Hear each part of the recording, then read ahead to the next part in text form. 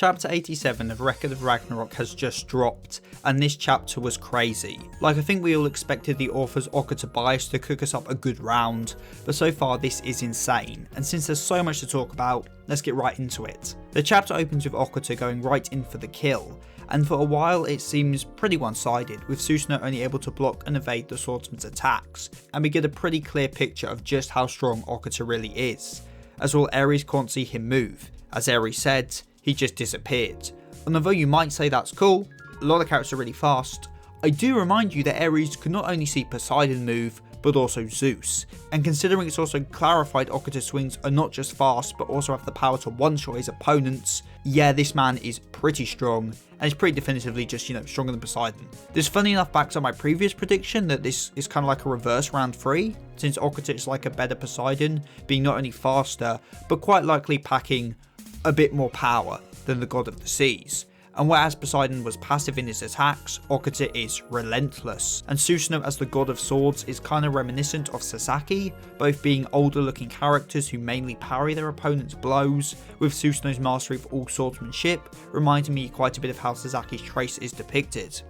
Not to say this will mirror round 3 and Susanoo will win, as given narratively it kinda seems like a human win is in order, and it's, way too early to predict a winner since this is only the second chapter of the fight. We also get an explanation of Okita's strength, being that his heart pumps 3 times the amount of blood a normal one does, which lets him literally surpass human limits, which is a really fun way to power him up, and of course one that comes with a big risk. And I imagine the heart stuff might be related to his disease, which in real life is tuberculosis, but since it's just referred to as his disease, they might change it in the story and have it be a side effect of his heart-based fighting style. Just a thought. We get to see Okita's special move, the 3 stages Frost, which nearly overwhelms Susanoo, and although it's not his weird shoulder beheading move some historical sources said he could do, it's still very cool, and leads to the reveal of Susanoo's divine weapon.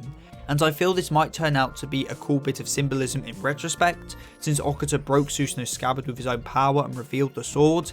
It might link to something like Okita always bringing the best out of his opponents or something. Sorry, I'm thinking about the round 10 analysis video before the rounds even really got going. Though before talking about that sword, can we all just agree Nerd Susanoo is the best? Man is just so happy to be here, it just makes you smile. But okay, sword time. His sword, as many expected, is the Ame no Murakumo no Tsurugi, aka the heavenly sword of gathering clouds.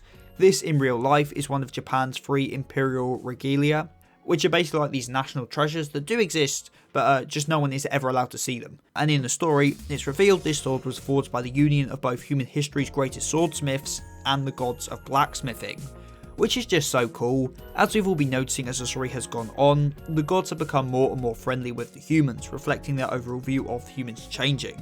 And so having the source of the gods' power be a combination of both humans and gods is the perfect example to show how the gods now are starting to view the humans as equals, and really leads credence to the idea the story will end either with both sides fighting alongside each other against a common enemy, or the god's final fighter being one who fights with not godly power, but human one, with round 10 being this transition period going from godly strength to both god and human strength together to then just human strength. And although I do like this idea, now it's been revealed Siegfried is being treated more as a god than a human, it kind of makes the idea Siegfried will fight for the gods in the final round with a match of human power versus human power seem a little less likely, but again, who knows. Also, bloody Hephaestus has shown up, and I think I've mentioned this on stream before, but he's like one of the gods I was really surprised hadn't shown up already, because isn't he the one who'd been forging all the divine weapons the gods have been using? It just felt kind of weird he hadn't shown up yet. But now he has, and I'm very happy about that, though honestly him appearing as a Susanoo spectator was not something I would have predicted. And overall, given round 9's lack of any spectators apart from unnamed women, unnamed Spartans, and the goat Haggis, I'm so happy round 10 already has so many 6 spectators. It's always one of my favourite parts of a match, so let's hope we get some more Shinto gods on Susanoo's side.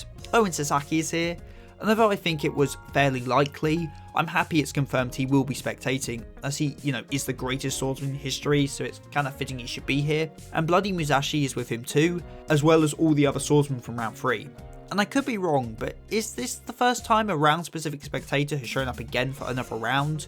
Even if not, seeing him and Sasaki as buddies is such a blast. Okita is quite impressed by Susanoo's sword too, which shows a nice level of general friendliness that we haven't seen much of as late, especially, with Round 9's aggression, and this panel here is just too wholesome. Oh, and he says the JJK meme line, "Throughout heaven and earth, that's the greatest sword." I can already smell the edits.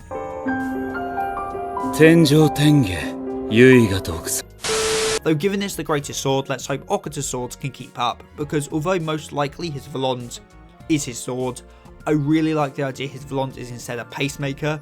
Would probably have to write in some other blacksmith gods making his swords for him or something like that, just so they don't break mid-fight, but come on, pacemaker Volond is elite. After all this, we get the coolest moment of the chapter, something that weirdly reminds me of something out of Baki. It just gives off the energy of one of those Yujiro scenes, like when he's just walking and everyone starts fighting each other. Or in Record of Ragnarok, it reminds me a bit of when Adam unites humanity. Just gives off that kind of energy to me. And that moment, of course, is when Susanoo readies his sword in a stance, and all the swordsmen from all the different cultures and times in the crowd recognise it, start arguing that it's from their style and not the other people's styles. It's such a cool moment, and it's probably the best display of a god's power in the series for me. And by that I don't mean like literal raw power, more their power as a divine being. Like, we don't see much of what makes Poseidon a sea god or Apollo a sun god, but this is undoubtedly something only a sword god could do. Man is the originator of swordsmanship after all, so every style is just one tiny part of his overall style. As he says himself, he wields all the swords, and that has to be one of the hardest lines we've ever had in the series. Though I wonder if we will get some kind of matchup where Susanoo is a jack of all trades, master of none or something, and Okita has taken like his one style to its limits, because otherwise won't Okita just, get skill diffed? Maybe his raw stats will make up for the difference, or he will pull out some insane style even Susanoo has never seen. Oh, and before we end off, I want to mention how nice it is to see them actually using the environment in the fight, with Okita jumping off the roofs. It gives such round 4 vibes, and I'm surprised at just how much I miss stuff like that. Kinda hope we get to see one of them cut a load of buildings in half in one powerful swing, or something, because I got that image in my head now. Or maybe they fight in the river. There are so many cool things they could do with this arena. They are pulling all the stops out for this fight, and I cannot wait to see some insane choreography between these two swordsmen. Plus, Poseidon has been outsped by the second Japanese swordsman everyone thought was going to be a bum. What? Poseidon fans are like the Admiral fans of One Piece. They need to be humbled every once in a while.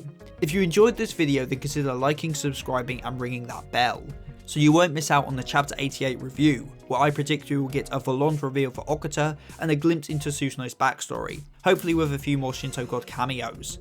So make sure to comment what you thought about that chapter below and give any of your predictions for Chapter 88.